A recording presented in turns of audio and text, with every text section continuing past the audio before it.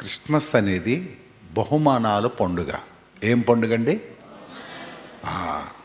Christmas అనేది బహుమానాల పండుగ. ఒకరికి ఒకరు ఇచ్చిపుచ్చుకునే పండుగ. ఇచ్చిపుచ్చుకునే పండుగ.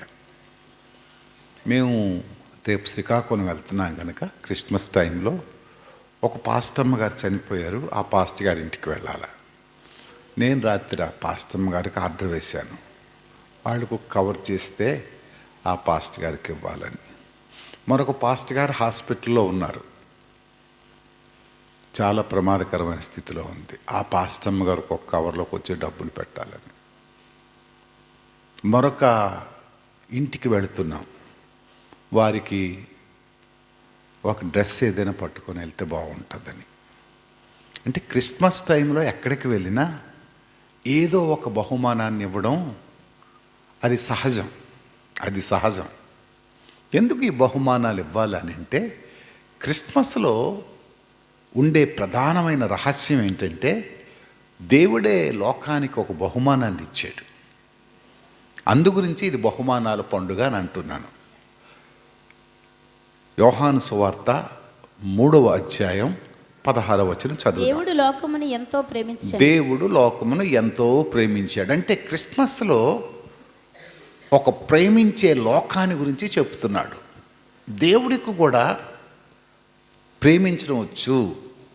ఇక్కడ ఈ సత్యంలో, ఈ వాక్యంలో ఉండే రహస్యం ఏంటంటే, దేవుడికి కూడా ప్రేమించడం అంటే తెలుసు. మనుషులాగే దేవుడు ప్రేమించబడాలా, దేవుడు కూడా ఇతరులని ప్రేమిస్తాడు. అంటే మనిషికి ఉండే నైజం, అంటే మానవునికి దేవుని నుంచే మనకి నైజం వచ్చింది. దేవునికి ఉండే మనస్తత్వే మనకు వచ్చింది. మనము ప్రేమించేవారు మనల్ని ప్రేమించాలని కోరుకుంటాం. చాలాసార్లు మనల్ని ప్రేమించేవారు మనల్ని ద్వేషిస్తుంటే తట్టుకోలేం. మనల్ని ప్రేమించేవారు మనకి పాడైపోవాలని కోరుకుంటే మనం తట్టుకోలేం. అది మానవ సహజమైన లక్షణం. కానీ దేవుడు లోకం తనని ప్రేమించడం లేదు, లోకం తనని ద్వేషిస్తుంది. దేవుని యొక్క స్వభావం వేరు, లోకం యొక్క స్వభావం వేరు. లోకం పాపభూయిష్టమైనది, లోకం శాపపూరితమైనది, లోకం అవినీతి పాలైనది. లోకం ఒకవేళ అంతమైపోతే అందరూ నరకానికి వెళ్ళిపోవడానికి సిద్ధపడినవారు. లోకం అవిధేయతతో నిండిపోయింది.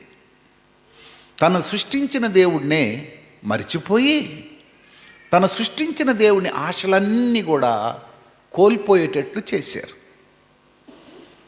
దేవుడు ఎన్నో ఆశలు కలిగి కలలు కని తన పిల్లల్ని సృష్టించి ఎంతో ఆనందకరమైన శుభకరమైన జీవితం ఇవ్వాలని దేవుడు మానవుని సృష్టిస్తే, ఈ సృష్టించిన మానవాళి ఏం చేసిందంటే దేవుని ద్వేషించింది, శాపాన్ని కోరి తెచ్చుకుంది. ఈ ద్వేషించిన లోకం తిరిగి తను తప్పు చేశానని చెప్పడం లేదు, నా పొరపాటు వలన నాకు నష్టం కలిగిందని చెప్పడం లేదు. నువ్వే నాకు తప్పు చేయించావని చెప్తుంది దేవునితో. తన తప్పు చేసిందని ఒప్పుకోవడం లేదు. ఏం చెప్తుందంటే, నువ్వే అసలుకి అవ్వనివ్వకపోతే నేను తప్పు చేసే ఉండకపోదును, నేను పొరపాటు చేసి ఉండకపోదును, నా మట్టుకు నేను బ్రతికుందును, నీతోటే కలిసి ఉందును అని లోకం దేవుణ్ణి సాధిస్తుంది. మనిషికి ఉండే తత్వం ఏంటంటే, నేను తప్పు చేయను, నేను తప్పు చేయలేదు. మనము తప్పు చేసినా మన తప్పుని ఒప్పుగా మనం అనుకుంటాం, తప్పుని కప్పుకుంటాం, తప్పును సరిచేసుకోవడానికి ఇష్టపడం.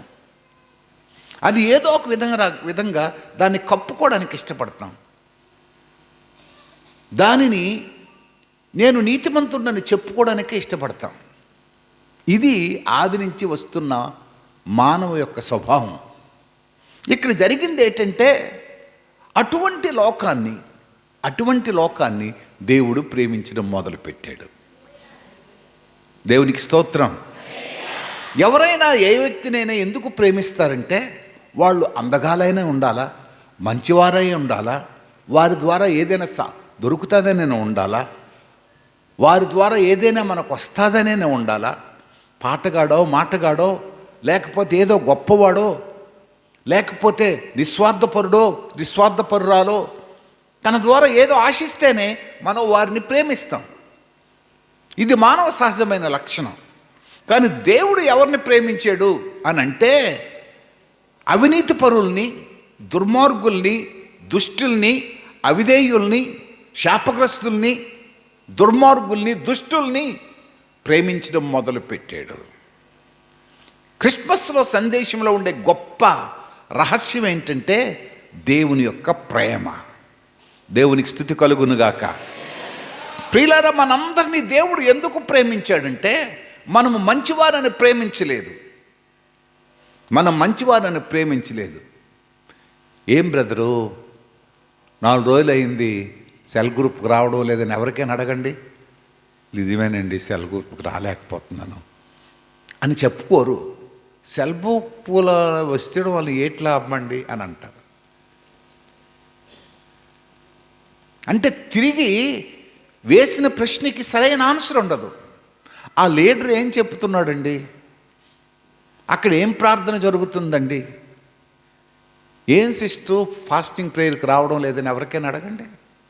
వారికి ఇష్టం లేకపోతే వేరే దాన్ని కవర్ చేసుకొని తప్పు చెప్తారు. కానీ దేవునికుండే, ఎందుకయ్యా దేవా ఈ పాపభూయిష్టమైన లోకాన్ని ప్రేమిస్తున్నావంటే దేవుడు ఒకటే సమాధానం చెప్తున్నాడు, ఆ లోకమే నాకు ఇష్టం.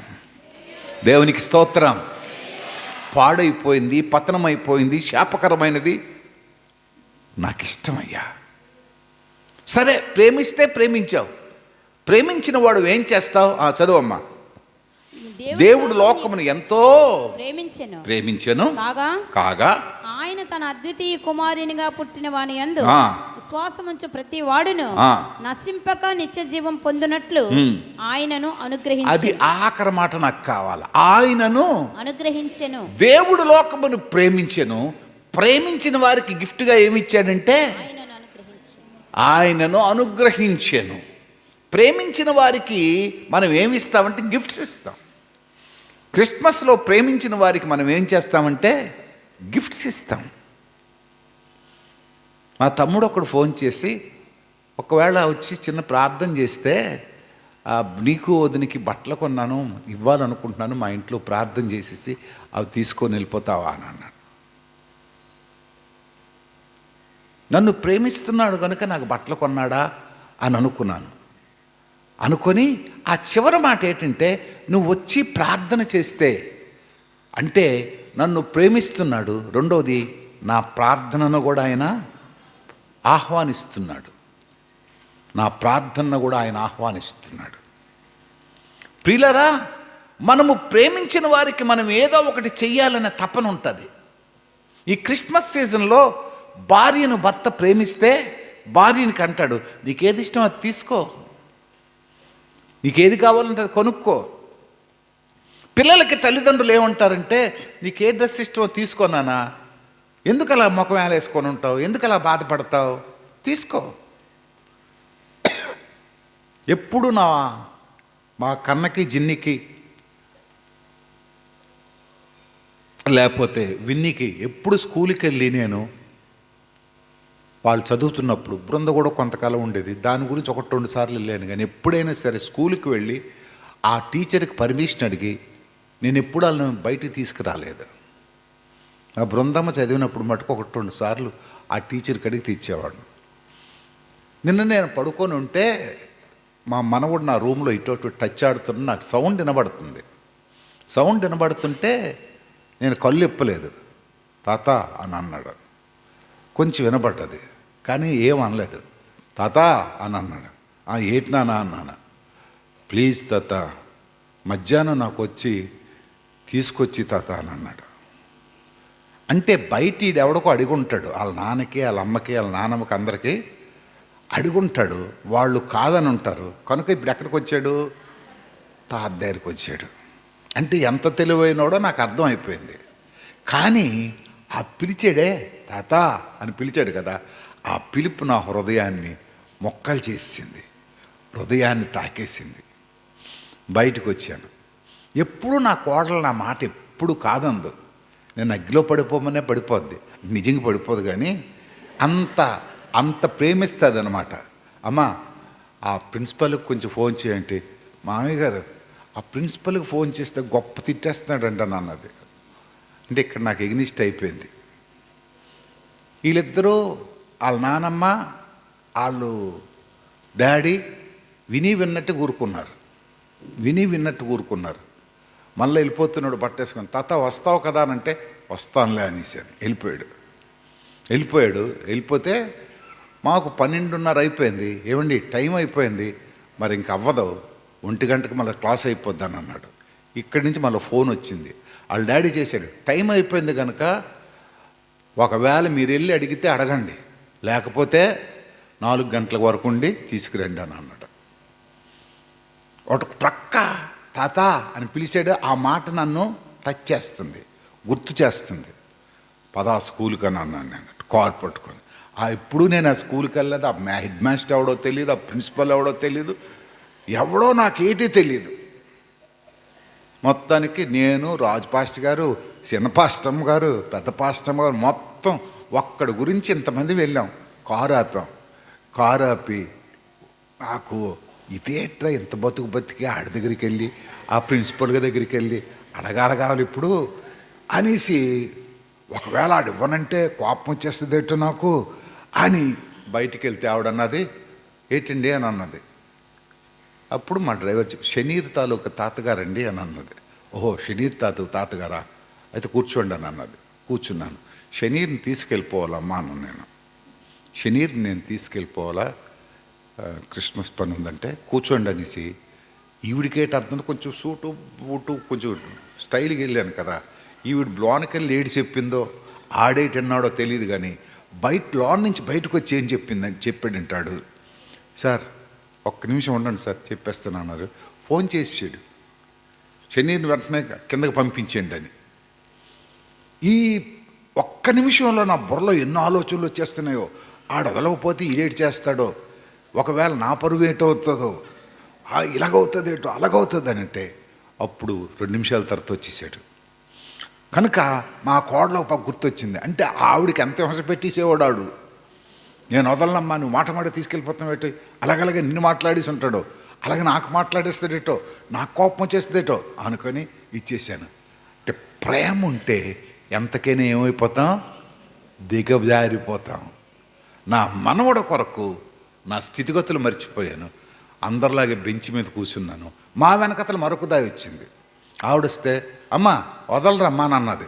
ఓరి బాబు, అలాగే నాకంటే నేనేటైపోదును, వదలరమ్మా, వదలరు ఎలుగు, లేకపోతే ప్రిన్సిపల్కి అడగండి అని అంటారు.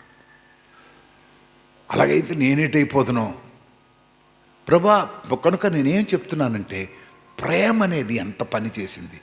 దేవుడు శాపకరమైన ఈ లోకాన్ని గురించి తన అద్వితీయ కుమారుని ఏం చేశాడట, అనుగ్రహించాడు. అంటే అనుగ్రహించడం అంటే ఏంటి, ఇచ్చేశాడు.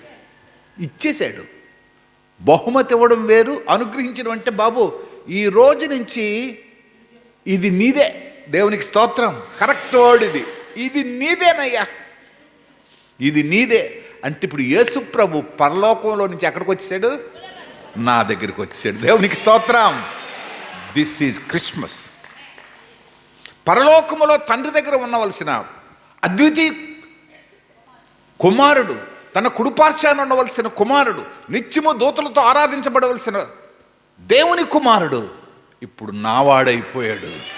ఇప్పుడు నా చెంతకు వచ్చేసాడు, నాలాగే మారిపోయాడు, నాలాగే కూర్చున్నాడు, నా ఇంట్లోకి వచ్చేసాడు.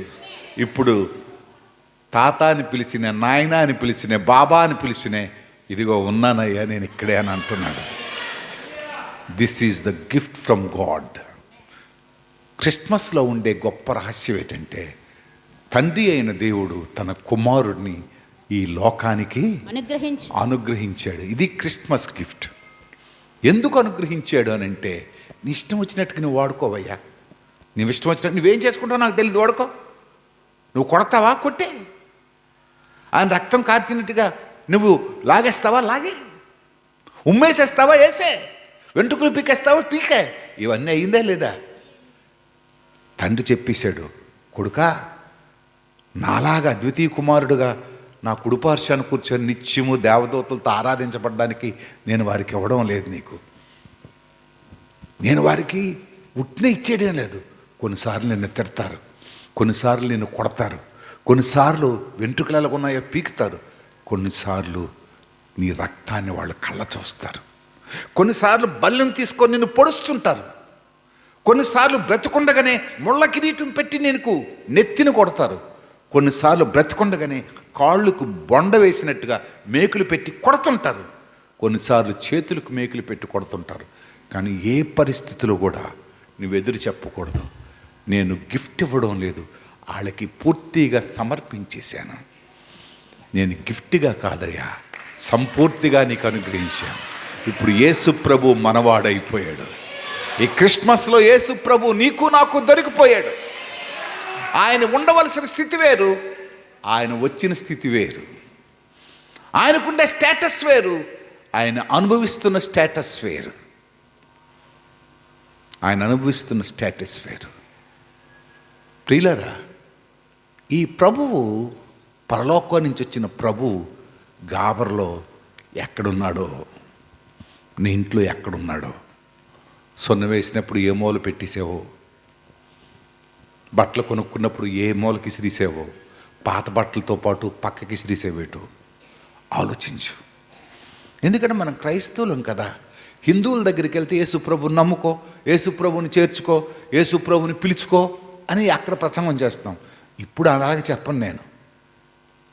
నీ ఇంటి దగ్గర ఉండే యేసయ్యను ఏ మూలకి ఇసిరిసేవో, ఏ పక్కన పెట్టేసావో, కోపం వచ్చినప్పుడు గసిరిసేవేంటో, నువ్వు గసిరిసినప్పుడు బాధపడుతూ ఆ వంటగదిలోని మూలకో, చెత్త కుండీలోకో, బాత్రూంలోకో వెళ్ళి దుఃఖపడుతున్నాడేమో ఆలోచించు. సర్వలోక సృష్టికర్త అయిన దేవుడు ఆయన మర్చిపోయేవేమో. పరలోకములో ఉండవలసిన దేవుడు ఈ లోకానికి వస్తే నువ్వు నెగ్లెక్ట్ చేసి, నువ్వు విడిచిపెట్టేసి బట్టలేసేసుకొని స్టైల్గా సోకు సీకుతో వచ్చేస్తున్నావు. కానీ నీతో ఆయన వచ్చాడో లేదో, నీ ఇంట్లో ఆయన ఉన్నాడో లేదో, నీ గొంతులు, నీ అరుపులు, నీ కేకలు అన్నీ ఆయన చూస్తున్నాడు. కానీ నిజంగా ఆయన నీలో ఉంటే నీ అరుపులకు అర్థం ఉంది, నీ గొంతులకు అర్థం ఉంది, నీ కేకలకు అర్థం ఉంది. ఇంకా ఎక్కువగా ఆనందించగలవు, ఇంకా ఎక్కువగా సంతోషించగలవు. నీ కాలు, నీ చేతులు, నీ హృదయం ఆనందముతో నిండిపోద్ది. కానీ ఆయన లేకుండా నువ్వు చేస్తే దానికి ఆనందం ఉండదు. మొట్టమొదటిది, తండ్రి అయిన దేవుడు కుమారుడిని ఈ లోకానికి అనుగ్రహించాను. రెండవది చూద్దాం. యేసుక్రీస్తు ఈ లోకానికి వచ్చిన తర్వాత, యేసుక్రీస్తు ఈ లోకానికి వచ్చిన తర్వాత ఏం చేశాడు? మార్కు రాసిన సువార్త 10వ అధ్యాయము 45వ వచనం. వెతక్కా ఇవి దొరికాయి. ఇంకా నేను పూర్తిగా ఈ ప్రసంగం కంప్లీట్ చేయలేకపోయాను. మనిషి కుమారుడు పరిచారము చేయించుకొనుటకు రాలేదు గాని పరిచారము చేయుటకును అనేకులకు ప్రతిగా విమోచన క్రయ ధనముగా తన ప్రాణము ఇచ్చుటకును వచ్చినని. రెండవది, కుమారుడైన యేసుక్రీస్తు ఏం చేశాడంటే ఈ లోకానికి వచ్చి తన ప్రాణమునే మానవులకి బహుమానంగా ఇచ్చేశాడు. దేవునికి స్తోత్రం. తండ్రి అయిన దేవుడు ఏం చేశాడు? కుమారుడైన యేసుక్రీస్తుని లోకానికి బహుమానంగా ఇచ్చేసాడు, అనుగ్రహించేశాడు. కుమారుడైన యేసుక్రీస్తు వచ్చి ఏం చేశాడంటే తన ప్రాణమునే మనకి ఇచ్చేశాడు. అక్కడ 2 మాటలు రాశాడు. కుమారుడైన యేసుక్రీస్తు పరిచారము చేయించుకొనుటకు రాలేదు గాని పరిచారము చేయుటకును. జాగ్రత్త వినండి, ఈ మాటలు చాలా జాగ్రత్త వినాల. పరిచారము చేయుట, పరిచారము చేయించుకొనుట. ఈరోజు చాలా మనుషులు దేవుని పరిచర్యకు రావడానికి దేవుని గుడుల్లో పరిచర్య చేయరు. చాలామంది ఎలాగొచ్చి నిలబడతారంటే వీళ్ళకి ఒక కుర్చీ తెచ్చిన వాళ్ళు ఒకరు ఉండాలా, వీళ్ళ ఇంట్లో వీళ్ళ కుర్చీ వీళ్ళే తెచ్చుకుంటారు. జాగ్రత్తగానండి. కొంచెం నా మాటలు మీకు కోపం కూడా తెప్పిస్తాయి, కానీ ఆలోచించండి. మీ ఇంట్లో కుర్చీ ఎవరేస్తారు మీకు? గ్లాసుతో నీళ్ళు ఎవరిస్తారు? మీరు ఇస్తారు, లేకపోతే మీ ఆవిడో లేకపోతే మీ ఆయన ఇస్తాడు. కానీ గుడికి వచ్చినప్పుడు స్టైల్ మారిపోద్ది. గుడికి వచ్చినప్పటికి ఏమవుతుంది తెలుసా? కుర్చీ ఎవరేస్తారు లేదా కొంచెం వెయిట్ చేస్తాడు, లేకపోతే దగ్గుతుంటారు కొంతమంది. అంటే అర్థం ఏంటి? నేను వచ్చాను, కుర్చీ. ఇక్కడికి వచ్చినప్పుడు నీ స్టేటస్ మారిపోద్ది, నీ పోజు మారిపోద్ది. యేసుక్రీస్తు ఎందుకు వచ్చాడంటే సమస్తము మనకి నేర్పించడానికి వచ్చాడు. ఇంటి దగ్గర నువ్వు పరిచర్య చేయించుకోవడానికి ఉండు, కానీ చర్చికి ఎందుకు రావాలి తెలుసా? పరిచర్య చేయడానికి రావాలా. ఇక్కడ పరిచర్య ఎవరైనా ముసలోళ్ళు వస్తున్నారనుకోండి, వాళ్ళు చేయి పట్టుకొని లోనకెచ్చికి రావాలా. నువ్వు సీట్లో కూర్చున్నావు, నీకంటే పెద్దలు వచ్చారనుకోండి, రండి బ్రదర్ అని వాళ్ళకి సీట్ ఇవ్వాలి. నువ్వు సీట్ ఇవ్వాలా. నేను పెద్ద క్యాస్టు, నేను డబ్బు గలవాడును, నాకు అక్కడ పేరుంది, నాకు ఎక్కడ పేరుంది, ఎక్కడో పేరుంటుంది. కానీ ఇది ఎవరి సన్నిధి? ఇది దేవుని సన్నిధి. ఎక్కడో డబ్బుంతే ఉంది. ప్రియులారా, చాలాసార్లు మన ఆశీర్వాదాలు ఎందుకు కోల్పోతుంటామంటే ఇంట్లోన ఒకలాగా ఉంటాం, గుడిలోన ఒకలాగా ఉంటాం. ఇంట్లోన ఒకలాగా ఉంటాం, గుడిలోన ఒకలాగా ఉంటాం. ఇంటి దగ్గర సారు వేసుకోవాలనుకోండి, ప్లేట్ పట్టుకొని వెళ్ళి సారు వేసుకుంటాం. ఎక్కడో ఇలా చూస్తుంటాం, సారు ఎవరైనా వేస్తారు కావాలా అని. ఇంకా రా బాబు ఈ చారు కొంచెం వేయించాను అంటాం. ఆయనే మనిషి కదా, కొంచెం వాడు గేరగాడు అనుకో, మీరు వెళ్ళి వేయించుకోండి సార్ అని అన్నాడు అనుకో, నీ పని అయిపోయినట్టుగా. పీలరా, ఎందుకంటే దేవుని సన్నిధిలో అందరం ఒకటే. ఇక్కడ వీలైతే నువ్వు ఇతరులకి పరిచర్య చేయడానికే రావాలి. డాక్టర్ కేఆర్ సింగ్ గారు అని ఒక ఆయన ఉన్నాడు, చాలా పెద్ద వ్యక్తి. ఆయన ఇంటర్నేషనల్ స్పీకర్, చాలా ధనవంతుడు. ఆయన జర్మనీ అమ్మాయిని పెళ్లి చేసుకున్నాడు. ఒక విధంగా చెప్పాలంటే భారతదేశంలో సతీష్ కుమార్ కంట గొప్పోడు ఎవడు ఇప్పుడు స్పీకర్స్లో లేరు. ఆయన కొడుకుకి ఆయన మ్యారేజ్ డే ఆయన ఫంక్షన్స్ అన్నిటికీ కూడా ఈయనే పర్మనెంట్ స్పీకర్. ఆయన కొడుకు అభిషేకానికి ఈయన్నే పిలిచాడు, ఆయన కార్యక్రమానికి ఈయన్నే పిలిచాడు, వాళ్ళ మ్యారేజ్ డే యానివర్సరీకి ఈయన్నే పిలిచాడు. ఆయన ఏ కార్యక్రమం అయినా ఈయన్నే పిలుస్తాడు, అంత పెద్దోడు. మొన్న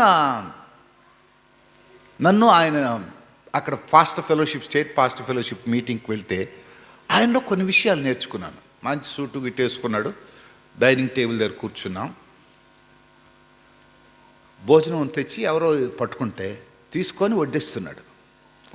ఆయన అదేంటి సార్ మీరు కూర్చోండి సార్ అంటే, కుమార్ భయ్య నాకు వడ్డించడం అంటే చాలా ఇష్టం అండి అని అంటున్నాడు. ఒక ఇంటర్నేషనల్ స్పీకర్, ఆయన ఇలాగ చిటికేస్తే 10 మంది పనులు అక్కడ ఉంటారు, నాకు వడ్డించడం అంటే చాలా ఇష్టం అండి అని. అంటే పెద్దోళ్ళను చూసి నేర్చుకోవాల్సినవి ఎన్ని ఉన్నాయని అనుకున్నాను నేను. పెద్దోళ్ళని చూసి నేర్చుకోవాల్సినవి ఎన్ని ఉన్నాయని. నేను వాళ్ళ అన్నగారు సిన్హా గారని, నేను ఆయన ఇద్దరం కూర్చున్నాం. అంతా తినేసిన తర్వాత ఆయన మా సిన్హా గారు అన్నారు, కుమార్ గారికి కూడా ఇదే అలవాటు, ఆయన కూడా ఎప్పుడు వడ్డించడానికే చూస్తాడనంటే, అయితే నేను కుమార్ గారు ఒకటే అని అన్నాడు ఆయన. నేను కుమార్ గారు ఒకటే అని. అప్పుడు నేను అనుకున్నా, అంటే దేవుడు ఈయన ఆశీర్వదించడానికి కారణం ఆయన పరిచర్య చేయించేవాడుగా లేడు, కానీ పరిచర్య చేయడానికి వచ్చాడు ఆయన. దేవునికి స్తోత్రం, హల్లెలూయా. నాది ప్రసంగం ముగిసిన వెంటనే నేను ఇలా బైబిల్ స్టేజ్ మీద వదిలేసి వచ్చేస్తున్నాను నేను. ఆయన లెగిసి బైబిల్ ముడిసేసి, ఇంచుమించుగా 200 మంది పాస్టర్స్ ఉన్నారు, ముడిసి తెచ్చిచ్చేసి వాటర్ బాటిల్ తీసి మూతిప్పేసి నీళ్ళు ఇచ్చాడు. నాకు కళ్ళు పచ్చగా అయిపోయాయి. కొంతమంది ఎందుకు గొప్పలు అవుతారు, కొంతమంది ఏమి లేని ఎందుకు రాలిపోతారు అని అంటే, దేవుడికి వాళ్ళ ఇష్టలు కనుక.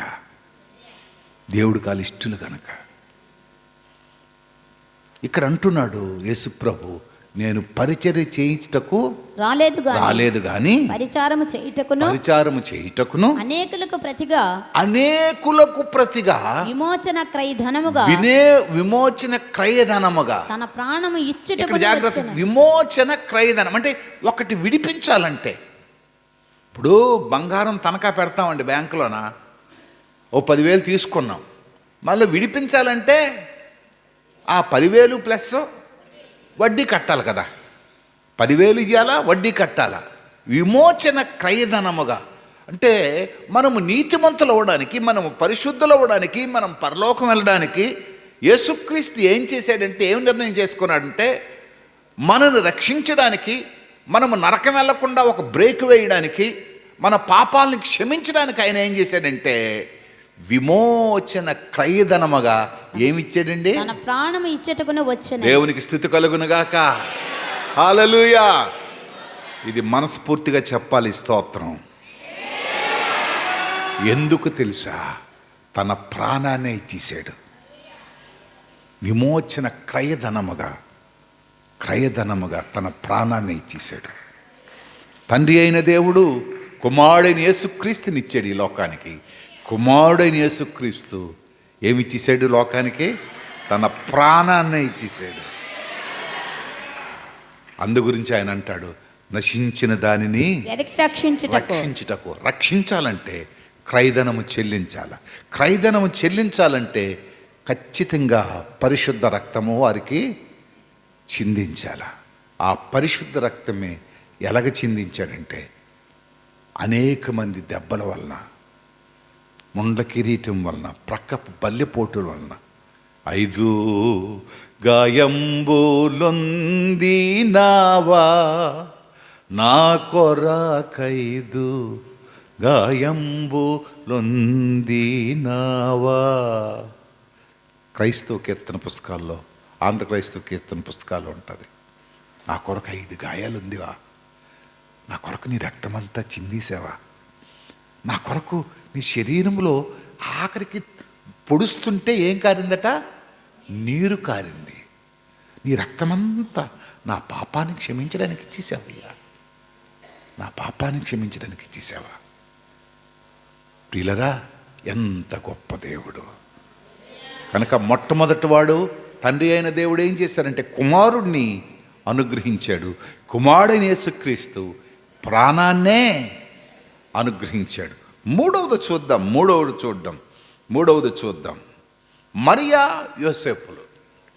యేసుక్రీస్తు ఈ లోకానికి రావడానికి, మానవుడిగా రావడానికి ఎవరో ఒకరు కావాలా.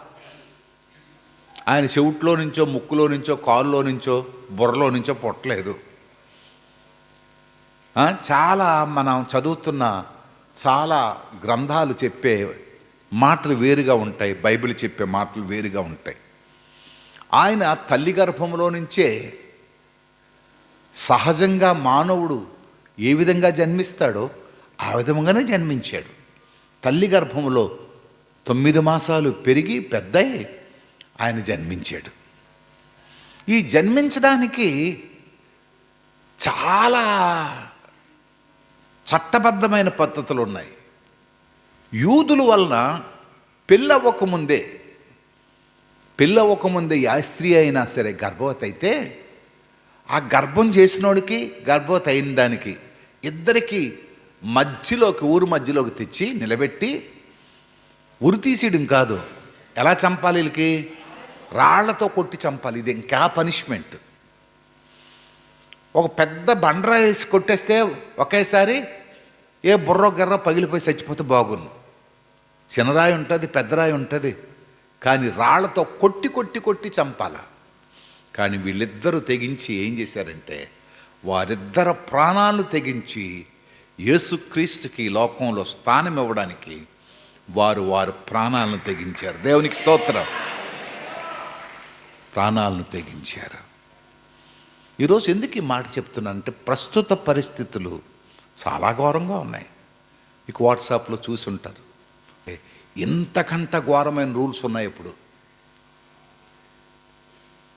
ఇంతకన్నా యూదులకి మతాచారాలు ఎక్కువ. ఇవన్నిటినీ పక్క పెట్టాడు. మరియమ్మ యోసేపులు ఇద్దరు మాట్లాడుకున్నారు. చస్తే చేద్దాం, రాళ్ళతో కొడితే కొట్టారు, ప్రాణాలు పోగొట్టుకుంటే పోగొట్టుకున్నాం, కానీ దేవదూతలు నీతో నాతో చెప్పింది మాత్రం నెరవేర్చుదాం, యేసుక్రీస్తుని లోకానికి పంపిద్దాం. దేవునికి స్తోత్రం, హల్లెలూయా. ఎంతమంది దీంతో ఏకీభవిస్తారు మీరు? ఒకవేళ నీ ప్రాణం నా ప్రాణం ఎవడైనా అడిగితే నువ్వు క్రైస్తవుడు అంటే నేను క్రైస్తవుడని చెప్పడానికి ఎంతమంది ఛాలెంజ్ చేస్తారు? నా కొరకు నువ్వు నిలబడతావని దేవుడు అడుగుతుంటే ఎంతమంది నా సగం ప్యాక్ కోసినా సరే, నా భార్యాభర్తల్ని, నా భర్తని, నా పిల్లల్ని దేవుడే చూసుకుంటాడు, నేను దేవుని కొరకు బతుకుతానని ఎంతమంది నిలబడగలరు? ఆ రోజు వారు నిలబడ్డారు కనుకనే యేసుక్రీస్తు లోకానికి వచ్చాడు. ఈరోజు చేతకాని క్రైస్తవులు చాలామంది ఉన్నారు. చేతకాని క్రైస్తవులు అంటా నేను. అలాంటప్పుడు ఎందుకు ప్రభువుని నమ్ముకోవాలా? పక్కింటోడు అడిగితే నేను క్రైస్తవుని కాదని చెప్పేస్తారు. ఆఫీసులోకి వెళ్తే నేను క్రైస్తవుని కాదని చెప్పేస్తారు. ప్రియులారా, దేవుణ్ణి అవమానపరిచే పనులవి. దేవుణ్ణి బాప్తిసం తీసుకొని మనం వెనక్కి వెళ్ళిపోతుంటారు. ప్రభువు మీద ఒట్టేసి మళ్ళీ వెనక్కి వెళ్ళిపోతుంటారు. Be careful. సహించరాని నేరం అది, సహించరాని నేరం. నువ్వు మానే, బాప్తిసం తీసుకోవడం మానే, సీక్రెట్గా గుడికొచ్చి వెళ్ళిపో, వాక్యం వినేసి వెళ్ళిపో. బాప్తిసం తీసుకున్న తర్వాత అలాంటి పని చేయడం ఎందుకు? బాప్తిసం తీసుకున్న తర్వాత ఎలాగ వెనక్కి వెళ్ళిపోతావు? ప్రభు చేతిలో చేయి వేసిన తర్వాత ఎలాగ వెనక్కి వెళ్ళిపోతావు? యోసేపుకి ముందే చెప్తుంది దేవత, యోసేపు ఆవిడని విడనాడడానికి ఉద్దేశం పెట్టుకోకు. యోసేపు ఎంత కన్నింగ్ మ్యాన్ అంటే ఆయన గురించి రాశాడు. ఆయన సజ్జనుడు, నీతిమంతుడు, చాలా మంచి మాటలు రాస్తాడు. కానీ కన్నింగ్ మ్యాన్, బయటికి ఒకలా కనబడతాడు, ఎవ్వరికీ తెలియకుండా విడనాడా ఉద్దేశించాడట. రహస్యముగా విడనాడు ఉద్దేశించే 10 మందిలో క్రైస్తవులాగే బతుకుతున్నాడు, కానీ విడనాడు ఉద్దేశించాడట. వీడు పరలోకం వెళ్ళడు. వేషధారులు ఎవరు పరలోకం వెళ్ళరు. చెప్పిన మాట ఒకటి, చేసిన పని ఒకటి. Cunning man is a big politician. అందరితో చెప్తున్నాడు, లేదు లేదు లేదు నేను అలా చేయను, ఇలా చేయనని. కానీ వాడి గురించి సజ్జనుడుగా పేరు పిలువబడ్డాడు, నీతిమంతుడిగా పేరు పిలువబడ్డాడు. కానీ ఎవ్వరికీ తెలియకుండా విడనాడు ఉద్దేశించాడు. కానీ అప్పుడు దేవదూత చెప్పింది, యేసేపు, ఎవరికి తెలియకపోయినా నాకు తెలిసే అని నువ్వేం చేస్తావో నాకు తెలుసు. కానీ నువ్వు ఒకటి మిస్ అయిపోతున్నా. నీ కడుపులో పుట్టేది ఎవరు తెలుసా? ఈ లోకరక్షకుడు. వాడెందుకు పుడుతున్నాడు తెలుసా? తన ప్రజలను వారి పాపముల నుంచి ఆయనే రక్షించును. ఆయనకి యేసుక్రీస్తు అనే పేరయ్యా. ఆయన విడిచిపెట్టి వెళ్ళిపోతావా నువ్వు? ఆయన నీతో ఉండడానికి వస్తున్నాడు. ఆయన ఇమ్మానుయేలు, ఆయన నీతో ఉండడానికి వస్తే ఆయన విడిచిపెట్టి వెళ్ళిపోతావా? నీ బ్రతుకేమైపోద్దో తెలుసా? యేసుక్రీస్తుని విడిచిపెడితే నీ జీవితం ఏమైనా బాగుంటుంది అనుకుంటున్నావా? బాగుండదయ్యా. అప్పుడు యోసేపుకి చలనం వచ్చింది. మరియమ్మ దగ్గరికి వెళ్ళాడు, మరియమ్మతో మాట్లాడాడు. ఇద్దరు డిస్కస్ చేసుకున్నారు. మరియమ్మ యోసేపు డిస్కస్ చేసుకున్నారు. భార్య భర్తలారా, చాలాసార్లు మనం డిస్కస్ చేసుకోవాలా. భర్త తప్పు చేస్తే మనం గద్దించాలా, భార్య తప్పు చేస్తే భర్త గద్దించాలా, పిల్లలు తప్పు చేస్తే మనం గద్దించాలా. మన ఇంటిలో రక్షణ నిలయాలుగా మన ఇల్లు ఉండాలంటే మనమే ముందు స్థిరమైన అనుభవాలు కలిగి ఉండాలా. మనమే స్థిరమైన ఖచ్చితమైన ప్రణాళికలు కలిగి ఉండాలా. అప్పుడు ఇద్దరు ప్రణాళిక వేసుకున్నారు. ప్రణాళిక వేసుకున్న తర్వాతనే యేసుక్రీస్తు లోకానికి వచ్చాడు. దేవునికి స్తోత్రం. మొట్టమొదటిది, తండ్రి అయిన దేవుడు కుమారుడిని లోకానికి అనుగ్రహించాడు. కుమారుడైన యేసుక్రీస్తు ప్రాణాన్ని ఈ లోకానికి అనుగ్రహించాడు. యోసేపు మరియమ్మలు యేసుక్రీస్తును ఈ లోకానికి జననం ద్వారా ప్రసవింపచేశాడు. నాలుగోది చూద్దాం. గొల్లలు ఏం చేశారు తెలుసా? గొల్లలు అంటే అర్థం ఏంటంటే తెలివి లేని వారు అని అర్థం. వీళ్ళ సాక్ష్యం ఆ కాలంలో పనికొచ్చేది కాదట. ఒకవేళ ఏదైనా నేరం జరిగింది అనుకోండి, విట్నెస్ బోన్లోకి వెళ్ళి వీడు విట్నెస్ చెప్పాడు అనుకోండి, గజని చంపేశాడని సార్, నువ్వు చూసావా? ఎవరికి చంపేశాడు? ధర్మారావుకి చంపేశాడు సార్. ఆయన పేరు ధర్మారావేనా? ధర్మారావేనండి. చంపడం చూసావా? చూశాను సార్, నేను పక్కనే చూశాను. అప్పటికి నేను గారెలు వేస్తున్నాను, చూశాను సార్. దేంతో పొడిచాడు? కత్తితో పొడిచాడండి, కత్తితో పొడిచాడు. ఆయన ఎలాగా? ఆయన బ్యాంక్ నుంచి వస్తున్నాడండి, బ్యాంక్ నుంచి వస్తున్నాడు. ఆయన పెద్దబాడ మా చర్చిగా వస్తాడు, అంతా నాకు తెలుసు సార్ క్లియర్గా. సార్ ఆయన టోపీ పెట్టుకుంటాడండి, బుర్ర మీద ఎంట్రుకలు ఉండవు కనుక టోపీ పెట్టుకుంటాడు, ఇవన్నీ నాకు తెలుసు సార్. అంతా క్లియర్ చెప్పేశాడు. ఓకే, ఈయనకి ఉరిశిక్ష పడిపోద్ది ఖచ్చితం అని జడ్జి చోటు రాస్తుంటే అవతల వైపు జడ్జి వచ్చాడు. జడ్జి వచ్చి, సార్ జడ్జి గారు ఒక్క మాట, నేను క్రాస్ చేస్తానన్నాడు. చేయు. అయ్యా మీ పేరు గజనీయేనా? గజనీ సార్. ఎక్కడ పని చేస్తున్నారండి? నేను గారెలు వేసుకుంటున్నానండి. ఏ ఊరండి మీది? అయ్యా నేను ఈస్ట్ గోదావరి నుంచి వచ్చాను. ఏ క్యాస్ట్ అండి మీరంటే? మేము గొల్లోలం అండి. జడ్జి వైపు చూశాడు. సార్ ఈయన గొల్లోడటండి. గొల్లోడువా నువ్వు? గొల్లోడు అయితే నీ సాక్ష్యం పనికిరాదయ్యా. గొల్లోలు పామర్లే, విద్య లేని వారే కనుక ఈ కేసు రద్దు అయిపోయింది. నువ్వు చంపలేదు, ఆడు చచ్చిపోలేదు కనుక ఈ కేసు పూర్తిపోయింది అని అన్నాడు. అంటే గొల్లవాళ్ళకి అంత లీన్నెస్ ఉండేది, సమాజంలో విలువ ఉండేది కాదు, కోర్టు వాళ్ళ సాక్ష్యాలకు విలువ ఉండేది కాదు. కానీ దేవుడు వాళ్ళకే విలువ ఇచ్చాడు. దేవునికి స్తోత్రం. మొట్టమొదట యేసు ప్రభువుకి కనుక్కున్నది ఎవరు? గొల్లోలే. ఎందుకు యేసు ప్రభువుని మొట్టమొదట కనుక్కున్నారు తెలుసా? గొల్లోలు ఈజీగా నమ్ముతారు కనుక. తెలివైన వాళ్ళు అంటే ఏకేక తోక చూస్తారు. ఇప్పుడు తెలివైనడికి ఏదని చెప్పండి మీరు, ఆడు నమ్మడు వెంటనే. ఏమిటి ఇది మైక్ అండి అంటే, ఇది మైకా? ఎలా తయారు చేశారు? ఇటు అటు తిప్పుతాడు. ఎలా తయారు చేశారయ్యా? మైక్ అంటే ఇలాగుంటుందా?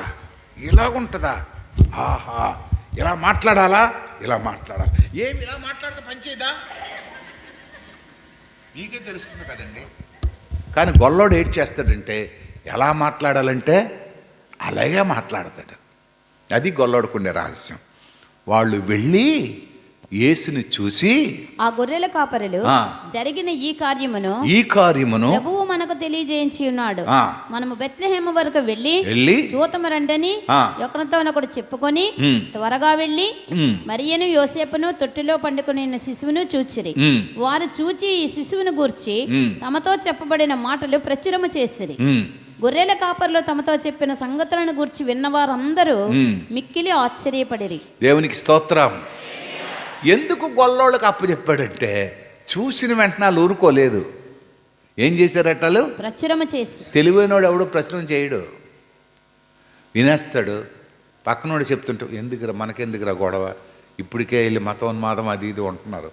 ఆర్ఎస్ఎస్లు ఈ బస్సులోనే ఆవిడని ఉండొచ్చు. నోరు మూసుకుని ఊరుకో. నీకు నచ్చాడు కదా యేసు ప్రభు, ప్రార్థన చేసుకో. ఇంట్లో ప్రార్థన చేస్తే దేవుడు ఎండా? ఇది ఒక తెలివితేటలు పోసిన వల్ల. గుడికే వెళ్ళాలరా? ఇంట్లో టీవీలు బోల్డ్ వస్తాయి, ఎవరిదో ఒక నొక్కేస్తారు కదా. 1 గంట 2 గంటలు అలా చూసుకొని ప్రభు అనేస్తే సరిపోదు కదా. ప్రభు అనేస్తే అక్కడ సరిపోదా? గుడికి వెళ్ళాలా, కానుక వేయాలా? ఇంట్లో ఉంటే ఎన్ని లాభాలు. నైట్ వేసుకొని చూసేయచ్చు, లుంగి కొట్టుకొని చూసేయచ్చు, డ్రెస్ చేయకపోయినా పర్లేదు, భోజనం చేస్తుండే కూడా చూసి, ఇవన్నీ లాభాలే. చివరికి కానుక కూడా ఏ అవసరం లేదు. వాళ్ళు అక్కడ ద్రాక్షారసం తాగుతున్నా మనం మంచినీళ్ళు తాగేయచ్చు, ఏదైనా పర్లేదు. అంటే తెలివితేటలు ఎక్కువైపోయి తెలుగు తక్కువ పనులు చేయడం మొదలెట్టారు. ఇప్పుడు ఇలా చెప్తుంటే కోపం వస్తుంది. యేసుప్రభు ఏమన్నాడు తెలుసా? ఆయన జీవించినంతకాలం ప్రతి ఆదివారం ఎక్కడికి వెళ్ళాలట? వెళ్ళాలని ఆయనే మొదలెట్టాడు. ఆయనే జీవించినంత కాలంలో ఏ ఆదివారం కూడా గుడి మానలేదు. వెళ్ళకపోతే నష్టం ఏంటి, వెళితే లాభం ఏంటి కూడా ఆయన రాసి వెళ్ళిపోయాడు. వెళ్ళకపోతే నష్టం ఏంటి, వెళితే లాభం ఏంటి? సార్ ఏంటి మానుకోగలం సార్? మా పిల్లకి పెళ్ళికి ఆలోచించారు, వాళ్ళ పెళ్ళికి వెళ్ళకపోతే మరి మాకు నష్టం కదా. ఏంటి చర్చ అయిపోయిన తర్వాత వెళ్ళండి. ఏటా మంత్రాలు నువ్వు చదవాలా, లేకపోతే ఇదే భోజనం చేయడానికి కదా వెళ్తాం ఎక్కడికి వెళ్ళినా? ప్రియులారా, దేవునికి ఇంపార్టెన్స్ ఇచ్చే పరిస్థితులు మనం చూసుకోవాలండి. మన జీవితంలో ఫస్ట్ లైన్లో ఎవరు ఉండాలా? దేవుడు ఉండాలి. పుట్టించింది ఆయన, భార్యనిచ్చింది ఆయన, పిల్లల్నిచ్చింది ఆయన, తినడానికి తిండి ఇచ్చింది ఆయన, ఈరోజు పీల్చడానికి గాలి ఇచ్చింది ఆయన, మన బ్రతుకుతుంది ఆయనే. ఆయన వదిలేసి నీ ఇష్టం వచ్చినట్టు బతుకుతావా? ఇష్టం వచ్చినట్టు బతుకుతావా? ఈరోజు చాలామంది కనుక ప్రియులరా, నేను ముగించేస్తాను, టైం అయిపోతుంది కనుక నేను 4 అంశాలు చెప్పాను మీకు. ఇవి క్రిస్మస్ ముందుగా ప్రిపరేషన్ కొరకు చెప్తున్నాను. రేపు క్రిస్మస్, నువ్వేం సిద్ధపడతావో చూసుకో. నువ్వేమిస్తావో దేవునికి, నువ్వేమిస్తావో. దేవుడు ఏమిచ్చాడు? తన కుమారుడిని ఇచ్చాడు. క్రీస్తు ఏమిచ్చాడు? తన ప్రాణాన్ని ఇచ్చాడు. మూడోది, యేసేపు మరియమ్మలు ఏటిచ్చారు? వారి జీవితంలో స్థానం ఇచ్చి వారి ప్రాణాలను కోల్పోవడానికైనా సిద్ధపడ్డారు. మరి గొల్లలు ఏం చేశారు? ఆయన్ని చూసి వారిని ప్రచారం చేశారు. వారు సిద్ధపడి వెళ్ళారు. రేపు క్రిస్మస్ వస్తుంది, నువ్వు దేవునికి ఏమిస్తావో. చివరగా చూస్తే జ్ఞానులు ఏమిచ్చారు? బంగారం సెక్షన్ అంతా ఇటు, బంగారం సెక్షన్ అటు ఉండదు. మీకు ఉన్నాయి ఇటు దాంట్లో గట్ట ఉన్నాయా? కొంతమంది మెడలోని గొలుసులు గట్ట ఉంటాయి లేవా? నీకున్నాయా? నీకు లేవా? నీకు లేవు కనుక ఏం వచ్చేదని తీసుకొచ్చినా వచ్చేస్తారు వీళ్ళు. ఎందుకు మళ్ళీ గబుక్కుని ఏదైనా వాక్యం తగిలితే మళ్ళీ మొత్తం వేసేవలసి వస్తుందేమని వేస్తే వేయండి, లేకపోతే మానేయండి. కానీ అంటే అక్కడ వాక్యాన్ని గురించి చెప్తున్నాను. ఏదైనా ఒక పని చేసినప్పుడు మనం సిద్ధపడతాం. పెళ్ళి వస్తుంది అనుకోండి, సిద్ధపడతాం. బర్త్డే వస్తుంది అనుకోండి, సిద్ధపడతాం. ఊరు వెళ్తున్నాం అనుకోండి, సిద్ధపడతాం. మేము రేపు శ్రీకాకుళం వెళ్ళాలంటే ముందు నర్సనపేట వెళ్ళాలా, చర్చి డెడికేషన్. నేను ముందే చెప్పాను, ప్రతిరోజు గుడికి వచ్చినట్టు కాదు అది. ప్రతిరోజు గుడికి వచ్చినట్టుకు రా. దేని గురించి వస్తున్నావో? క్రీస్తు జననం, క్రిస్మస్ దినాన్ని గురించి వస్తున్నాం. కానీ క్రిస్మస్ దినానికి వచ్చినప్పుడు సిద్ధపాటుతో రావాలి. సిద్ధపాటు లేకుండా, సిద్ధపాటు అంటే బట్టలు వేసుకోనో లేకపోతే మేకప్లు వేసుకోనో రావడం కాదు. ఆ సిద్ధపాటు శరీర సంబంధమైనది. ఆత్మీయంగా కూడా మనకు మనం సిద్ధపరచుకొని ప్రభు సన్నిధిలోకి రావాలి. వచ్చినప్పుడు ఇది ఆలోచించండి. దేవుడు ఇచ్చాడు, కుమారుడు ఇచ్చాడు, గొర్రెలు ఇచ్చారు, జ్ఞానులు ఇచ్చారు. మనమేమి ఇస్తాం? మనం దేవునికి ఎలాగ ఆరాధిస్తాం? మనం దేవుని ఎలాగ కనపరుచుతాం? అలాగ ఆలోచించుకొని సిద్ధపడి రండి. దేవుడు మిమ్మల్ని ఆశీర్వదిస్తాడు. ప్రార్థన చేసుకుందాం. అందరం కళ్ళు మూసుకొని ప్రార్థన చేసుకుందాం. అందరం ప్రార్థన చేసుకుందాం. ఎవరు మట్టుకు వారే ప్రార్థన చేసుకుందాం.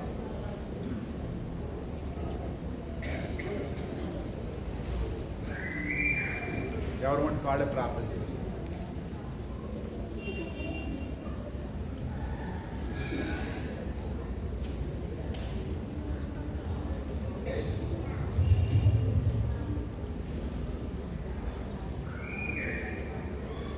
ప్రభువా, మమ్మల్ని కూడా సిద్ధపరచండి, మా మనసులు సిద్ధపరచండి. వాక్యం వింటున్నాం, మా తలల మించి దొర్లిపోకుండా మా బ్రతుకుల్లోకి ఆ వాక్యం ప్రవేశించడానికి కావాల్సిన కృప దయచేయండి.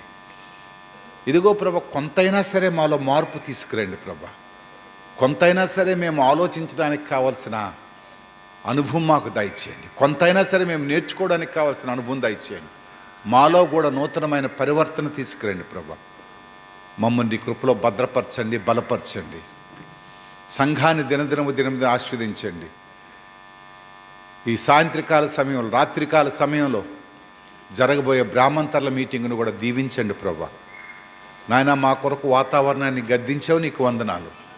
రేపటి దినం కూడా ప్రభా మమ్మల్ని ఆస్వాదించి, దీవించి, బలపరిచి, భద్రపరచండి. మేలుతో నింపండి, కృపతో కప్పండి.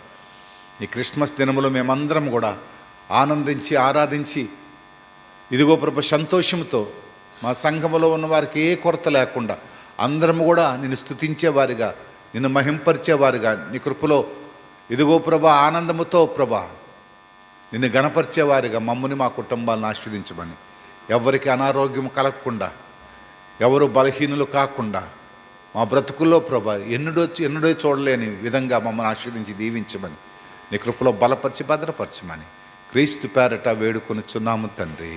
ఆమేన్.